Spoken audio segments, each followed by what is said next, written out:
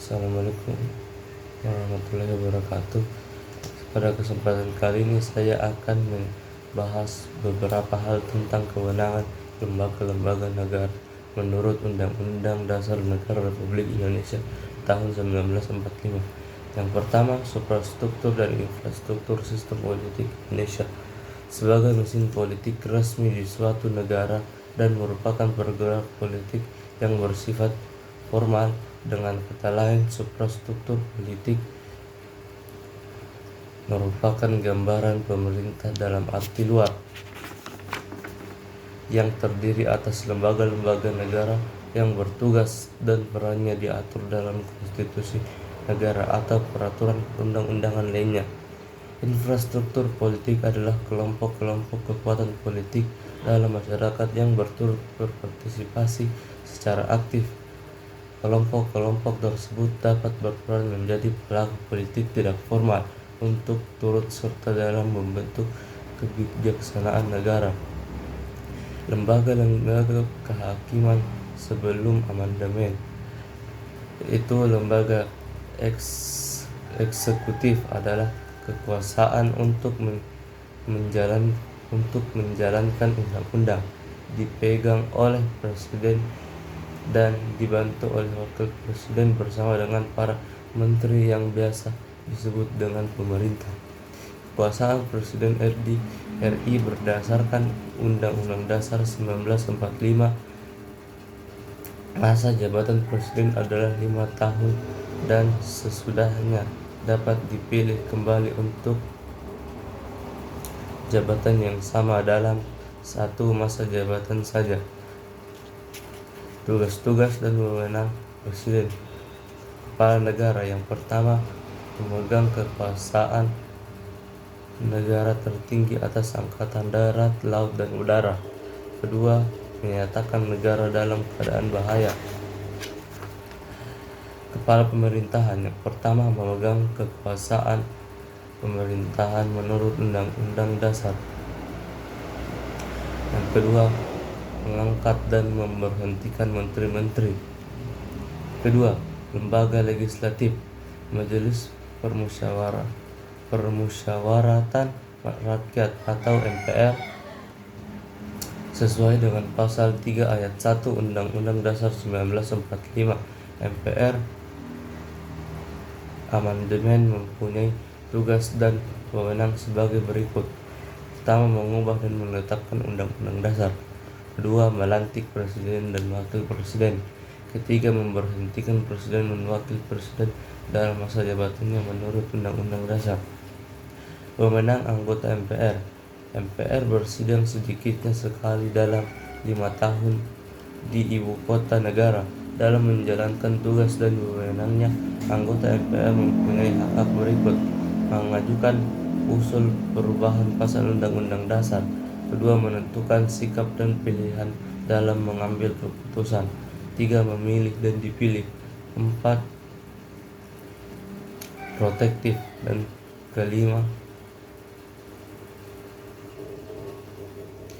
DPR atau Dewan Perwakilan Rakyat. Hak DPR yang pertama, hak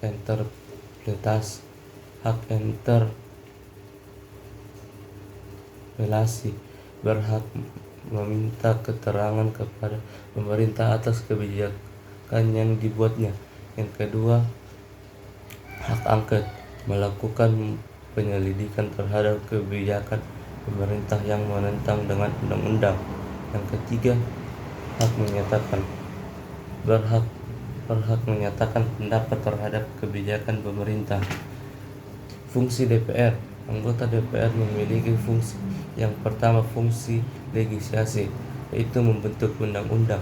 Yang kedua, fungsi anggaran, yaitu menyusun dan menetapkan anggaran pendapatan negara. Yang ketiga, fungsi pengawasan terhadap pelaksanaan Undang-Undang Dasar. DPD atau Dewan Perwakilan Daerah. Fungsi DPD antara lain: yang pertama, mengajukan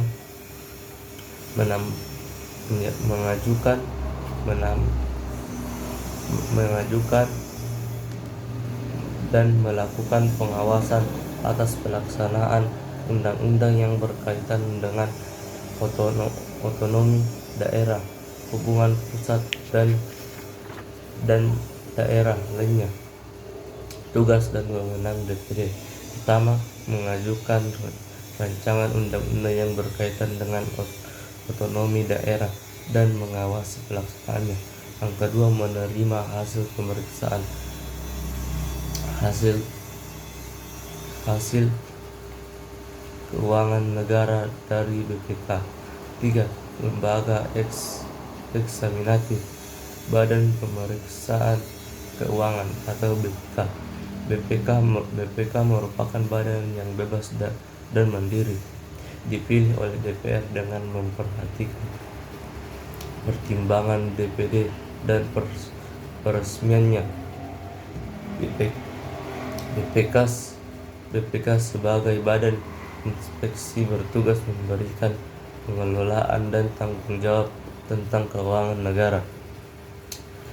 Lembaga yudikatif memiliki contoh dari lembaga yudikatif ialah: yang pertama, Mahkamah Agung. Kewenangan dari Mahkamah Agung antara lain ialah mengadili tingkat kasasi terhadap putusan yang diberikan pada tingkat terakhir. 2. Menguji undang-undang. Ketiga, kewenangan lain yang diberikan undang-undang. Kedua, Mahkamah Konstitusi. Wewenang dari Mahkamah Konstitusi ialah menguji undang-undang. Yang kedua, memutuskan sengketa. Yang ketiga, memutus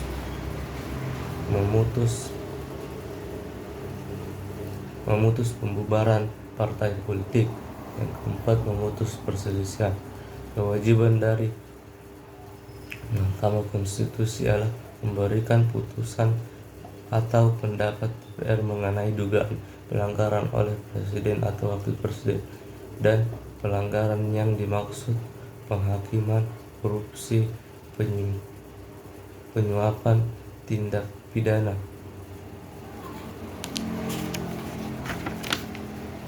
Yang ketiga, Komisi Yudisial berperan dalam seleksi hukum agung, bersifat mandiri dan bebas. Wewenang dari Komisi Yudisial ialah mengusulkan pengangkatan hakim agung. Kedua, menjaga dan menegakkan kehormatan hakim. Yang ketiga, menetapkan kode etik atau pedoman perilaku hakim. Yang keempat, menjaga dan melaksanakan kode etik. Oke, sekian untuk kali ini. Mohon maaf bila ada kesalahan. Assalamualaikum warahmatullahi wabarakatuh.